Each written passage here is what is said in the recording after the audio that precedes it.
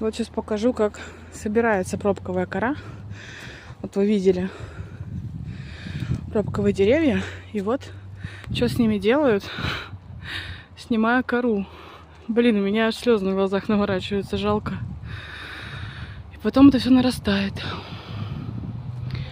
Такая вот штука.